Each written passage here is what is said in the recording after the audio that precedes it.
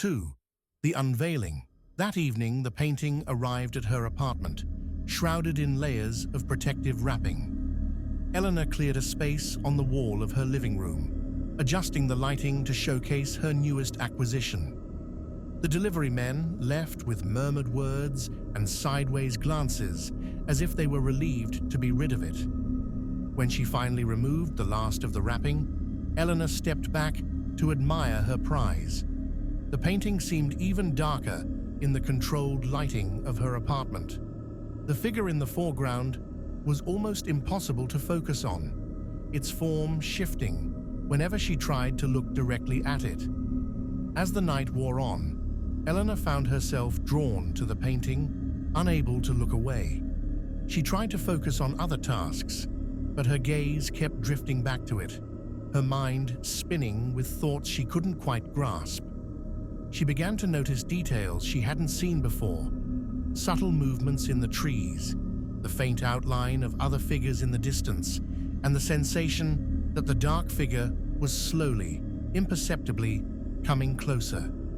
She told herself it was just her imagination, a trick of the light perhaps, or the effect of staring too long. But as midnight approached, Eleanor couldn't shake the feeling that she was not alone. 3.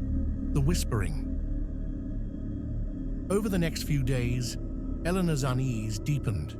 The painting seemed to dominate the room, its presence growing more oppressive with each passing hour.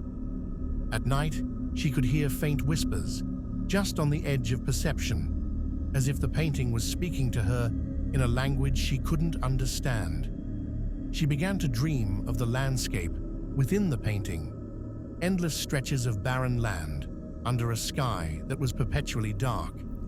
In her dreams, she wandered through the twisted trees, searching for something she couldn't name. Always, she could feel the presence of the dark figure, watching her from the shadows, waiting. During the day, Eleanor tried to distract herself with work and social calls, but the painting gnawed at the back of her mind. Friends who visited her apartment commented on it with unease, their compliments tinged with nervousness. Some even refused to enter the living room, claiming they felt ill at ease in its presence. The whispers grew louder each night until they became a constant murmur that filled the apartment.